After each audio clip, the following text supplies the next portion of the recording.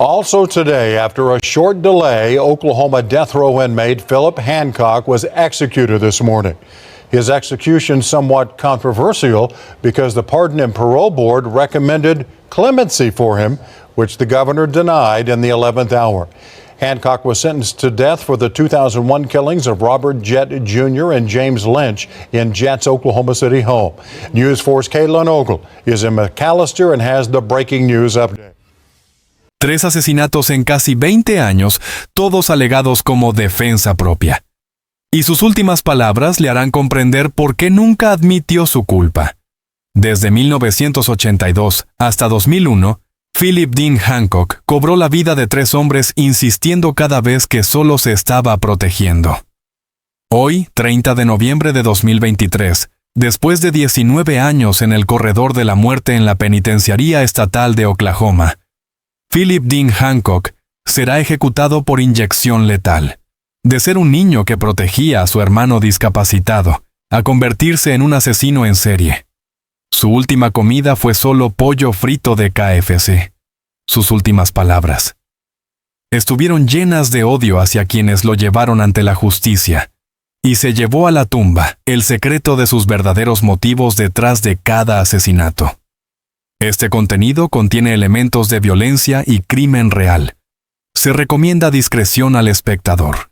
Philip Dean Hancock, un hombre vinculado a 3 impactantes asesinatos en Oklahoma a lo largo de 41 años.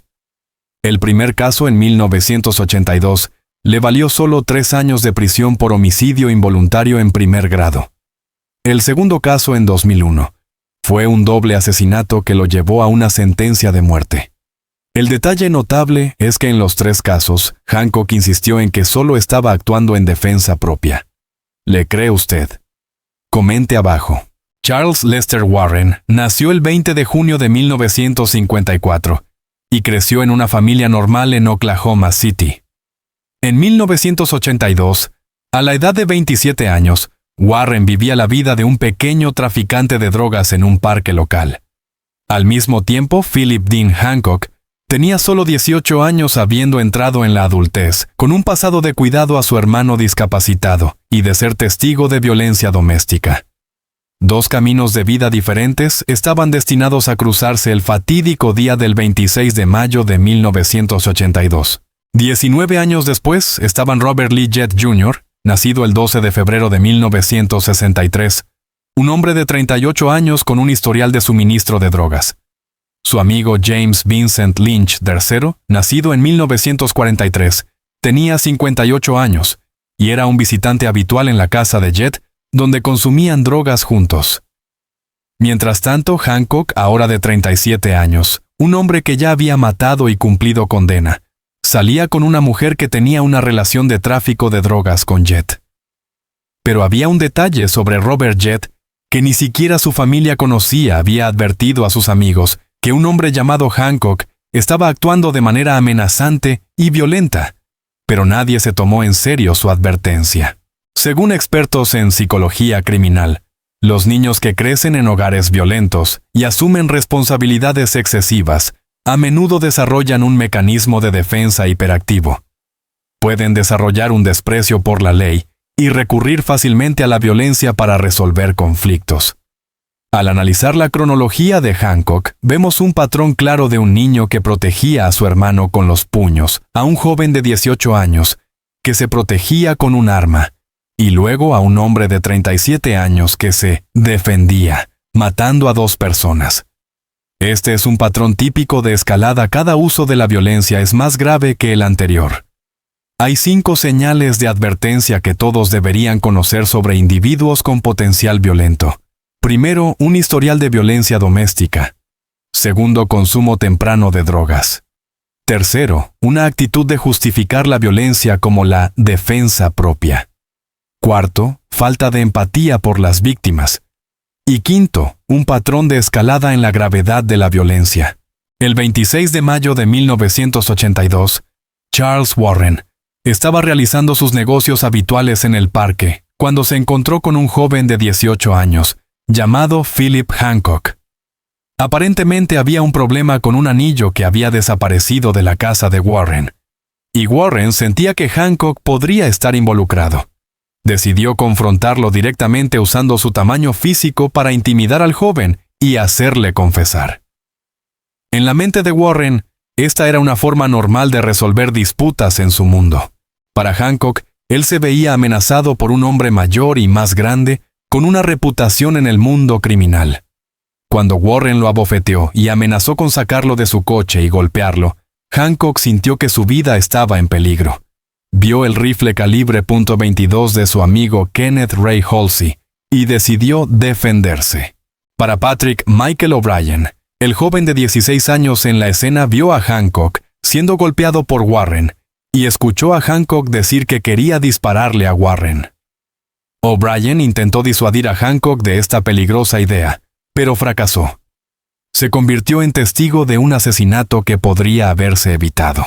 Para la familia de Warren, perdieron un hijo y un hermano que, a pesar de sus malas decisiones en la vida, no merecía morir. No podían entender cómo un conflicto menor podría llevar a un resultado tan trágico. 19 años después, en la noche del 27 de abril de 2001, la tragedia se repitió a mayor escala. Esta vez hubo 3 perspectivas principales. Robert Jett Jr. y James Vincent Lynch III estaban consumiendo drogas juntos en la casa de Jett, sintiendo que era una noche normal como cualquier otra. Cuando llegó Hancock, nunca esperaron que una discusión por un paquete de cigarrillos llevaría a la muerte de ambos. Desde la perspectiva de Sean Smokey Tarp, ella presenció todo el incidente desde que Jett sacó un arma hasta que Hancock se la arrebató y mató a ambos hombres. Lo más aterrador fue que vio a Hancock perseguir al herido Jett hasta el patio trasero, y cuando Jett dijo, «Voy a morir», Hancock respondió fríamente, «Vas a morir», y lo remató. La investigación del caso de 1982 fue relativamente simple porque Hancock se entregó poco después del crimen. La policía recopiló declaraciones de testigos en la escena, incluidos Patrick O'Brien y otros en el parque. También recuperaron el rifle calibre .22 de Kenneth Ray Halsey, el arma homicida. Los investigadores determinaron que el conflicto surgió de la sospecha de Warren de que Hancock estaba involucrado en el robo de su anillo. Sin embargo, el caso de 2001 fue mucho más complejo. La tecnología forense había avanzado significativamente desde 1982. La policía utilizó análisis de huellas dactilares ADN y balística para investigar. Recopilaron pruebas de la escena, incluyendo la sangre de las víctimas, casquillos de bala y otros rastros. Cada pieza de evidencia indicaba que este no era un simple caso de defensa propia como Hancock afirmó. Específicamente, el análisis de la trayectoria de los disparos mostró que las víctimas fueron baleadas mientras intentaban huir, no en una postura de ataque. Pero lo que los investigadores no sabían era que Hancock ya tenía experiencia en salir impune del caso de 1982 al usar la alegación de defensa propia. Había aprendido cómo construir una historia para justificar sus acciones violentas, y esto se convertiría en un patrón recurrente a lo largo de su vida criminal. Después del doble asesinato en 2001, Hancock se convirtió en uno de los fugitivos más buscados de Oklahoma. Había planeado sistemáticamente su escape de la escena. Primero abandonó la casa de Jett inmediatamente después del tiroteo, sabiendo que los disparos pronto atraerían a la policía. Usó su conocimiento del diseño de la ciudad para moverse por rutas menos transitadas. Durante su año de huida, Hancock vivió la vida de un hombre anónimo. Cambió su apariencia, evitó áreas familiares y sobrevivió con trabajos ocasionales que no requerían identificación. Durante este tiempo pudo haberse movido entre varios estados desde Oklahoma a Texas, Arkansas y posiblemente Kansas. Una vida huyendo lo hizo extremadamente vigilante y paranoico. La cooperación de las fuerzas del orden para capturar a Hancock fue principalmente a nivel federal. El FBI se unió a la investigación e ingresó la información de Hancock en la base de datos nacional. Sin embargo, como era un caso doméstico, no hubo participación de agencias internacionales de aplicación de la ley. Hubo 3 ocasiones en que Hancock estuvo a punto de ser atrapado la primera vez cuando visitó a un viejo amigo en Oklahoma City, pero afortunadamente abandonó el lugar antes de que llegara la policía. La segunda cuando fue detenido por la policía de tráfico, pero su identificación falsa pasó la inspección. Y la tercera cuando solicitó un trabajo en una fábrica en Texas, pero huyó al sospechar que estaba siendo descubierto. Finalmente, Hancock no fue arrestado como resultado de la investigación de asesinato, sino por otros delitos. El 26 de marzo de 2002, fue arrestado por cargos relacionados con armas de fuego y drogas y encarcelado en la institución correccional de Great Plains en Hinton. Fue durante este tiempo que la evidencia forense lo vinculó con el doble asesinato de 2001. El juicio de Hancock por el doble asesinato tuvo lugar en una atmósfera tensa con una atención pública significativa. Hancock, una vez más, utilizó la táctica de defensa propia, la misma razón que le ayudó a escapar de una sentencia más dura en el caso de 1982. Su abogado defensor se centró en presentarlo como un hombre común amenazado por criminales peligrosos. En el sistema legal estadounidense, la defensa propia es una de las defensas más poderosas. Para probar la defensa propia, el acusado debe probar 3 elementos. Primero, que enfrentó una amenaza inminente. Segundo, que creyó que el uso de la fuerza era necesario para protegerse. Y tercero, que el nivel de fuerza utilizado fue proporcional a la amenaza. La estrategia del abogado defensor fue convencer al jurado de que Hancock cumplía con los 3 criterios. Sin embargo, el fiscal tenía una fuerte contraestrategia. Se centraron en probar que las acciones de Hancock, después de someter a las 2 víctimas, eran inconsistentes con alguien que actuaba en defensa propia.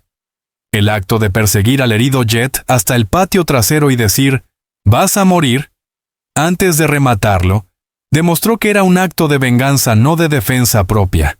El fiscal también señaló el historial de Hancock de usar violencia y justificarla con defensa propia, sugiriendo que era un patrón de comportamiento. El jurado rechazó el argumento de defensa propia de Hancock. Encontraron que la evidencia forense y el testimonio de los testigos no respaldaban su historia. En particular, el hecho de que Hancock huyera después del incidente, en lugar de llamar a la policía, también redujo la credibilidad de su alegación de defensa propia. Como resultado, Hancock fue declarado culpable de 2 cargos de asesinato en primer grado y sentenciado a muerte. A lo largo del largo proceso legal, Hancock escribió numerosas cartas e hizo declaraciones continuas proclamando su inocencia y que solo actuaba en defensa propia. Estas cartas fueron escritas desde su celda durante sus 19 años en el corredor de la muerte. El contenido de las cartas muestra que Hancock mantuvo consistentemente su historia de defensa propia sin cambiar ningún detalle significativo. Al aplicar la lingüística forense, la ciencia de analizar el lenguaje para evaluar la veracidad, los expertos notaron algunas características notables en cómo Hancock describió los eventos. A menudo usaba la voz pasiva al hablar de matar a las víctimas como «ellos murieron» en lugar de «yo los maté». Esto podría indicar que estaba tratando de crear una distancia psicológica de sus acciones. Además, era muy detallado al describir la amenaza de las víctimas, pero vago al explicar por qué necesitaba matarlos a ambos. Al comparar la cronología en el testimonio de Hancock con la evidencia forense, hubo muchas inconsistencias. Por ejemplo, afirmó que Jett sacó el arma y lo amenazó primero, pero las huellas dactilares en el arma mostraron que Hancock la había sostenido. Tampoco pudo explicar por qué era necesario perseguir y matar a Jett cuando la víctima ya estaba herida y no representaba una amenaza. ¿Cree usted que Hancock decía la verdad sobre la defensa propia, basado en la evidencia y el análisis que hemos revisado? ¿Cuál es su nivel de confianza? Los resultados se anunciarán en el próximo video, junto con el análisis de un psicólogo sobre los patrones de comportamiento de los asesinos en serie, que tienden a justificar sus acciones. El 29 de noviembre de 2023. 24 horas antes de su ejecución, Philip Dean Hancock pasó los últimos momentos de su vida en su celda del corredor de la muerte, en la penitenciaría estatal de Oklahoma. Según los registros de los guardias, parecía relativamente tranquilo sin mostrar signos de pánico o desesperación. Hizo una última llamada telefónica a su abogado para discutir los últimos esfuerzos por la clemencia. Escribió algunas cartas finales a sus familiares y se reunió con Devon Moss, un capellán ateo que lo había acompañado durante más de un año.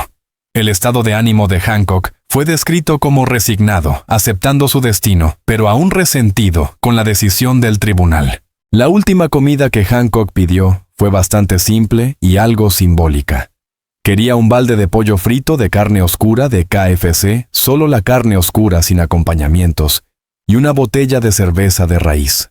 La comida se sirvió a las 4 p.m. del 30 de noviembre, unas 7 horas antes de la ejecución. Hancock se comió todo el pollo, pero bebió solo un poco de la cerveza de raíz. Esta elección sugiere que quería una comida reconfortante y familiar de su infancia, quizás como una forma de encontrar una sensación de normalidad en sus últimas horas.